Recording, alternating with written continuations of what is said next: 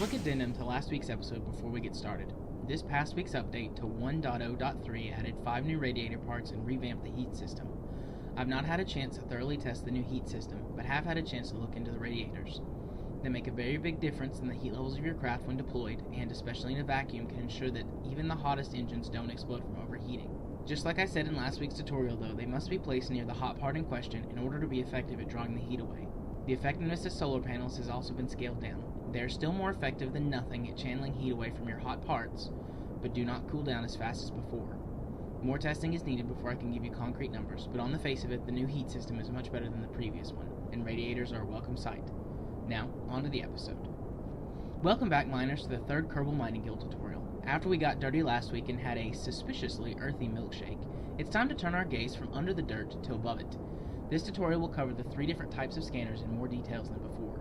3 separate craft files will be provided for you so that you can experiment with the different types of scanners. Before discussing any of that though, we need to expand on ore concentrations a bit more. Remember in the first episode where I said you could set ore abundance to between 10 and 120%? Here's where that matters. If you set it to 120%, you can land just about anywhere and get some ore. You may not mine efficiently, but you really won't have to bother with scanning at all. As you turn that number down though, scanning becomes more and more important. At 10%, it's possible to find only very small, low ore density pockets on planets and moons, meaning that without scanning you need a lot of luck to find them. Even after you find them, it's important to get as high a concentration as possible, so mining doesn't take weeks or months in game time. If it's set to 100%, you'll easily find areas with between 10 and 20% ore density. More uncommon are densities between 20 and 50%, and while I've never personally found a planet or moon with higher than 50% ore density, people do claim to have found ore concentrations as high as 80%. So, this is one aspect where your mileage may vary.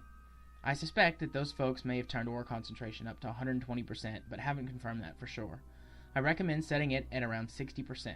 That's enough to make scanning matter, but not so much that you have to spend an hour scanning the Mun or anywhere else to find a decent enough ore deposit. Now that that's out of the way, the first scanner is the M700 survey scanner. As stated in the first tutorial, this scanner will scan the entire body for resources and give you a breakdown on these resources in the tracking station when you have the body selected. In order to scan with this satellite, put it into a rough polar orbit around the body you want to scan. When attempting to deploy, the scanner will tell you if your orbit is too high, too low, or not polar enough. It's fairly lenient though with where you need to place it. For example, to scan Kerbin, it needs to be in a stable orbit with an altitude of between 60 and 1500 kilometers. This varies with smaller bodies having smaller maximum scan heights, but Gilly's the only scannable body with less than 100 kilometer maximum scan height. It does require a couple of extra things that the other scanners do not. You have to have an antenna on the satellite to transmit data back to the KSC, otherwise you can't scan at all. It also is pretty power hungry for the scan itself and the transmission of the scan data, so you will need to take a few extra batteries or solar panels up with it to make sure it stays powered. As a final bonus, you receive a small amount of science for performing and transmitting the scan. The M700 is not perfect, however, as it's not very precise. It needs the other scanners to refine the results and pinpoint the big concentrations of ore. This scanner, however, is more than plenty to get you going, and depending on your playstyle, may be more than enough for you to work with.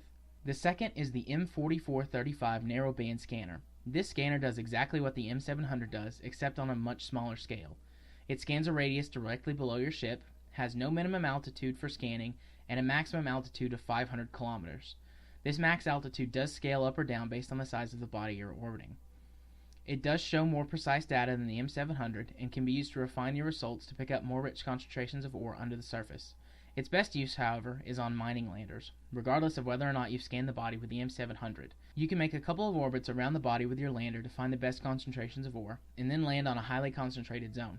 This method works best on unscanned bodies, however, because on those you've no idea where to land in the first place. Doing this means you don't waste time or fuel trying to find some ore. Right-clicking on the scanner will both give you information on the ore percentage directly below you and give you the option to turn on a scan map that shows you everything the scanner sees. The map allows you to head for more rich ground without blindly flying around looking for the biggest numbers. Finally, we have the surface scanning module. This module can only be used at altitudes lower than 1 kilometer or if your vessel is touching the ground. It provides the most detailed and accurate scanning data and can narrow down the biggest concentrations of ore. To my knowledge, outside of asteroids or extreme luck, using this scanner is the only way to find the biggest concentrations of ore. It is the most difficult to deploy, however, since it pretty much has to be on a rover to use.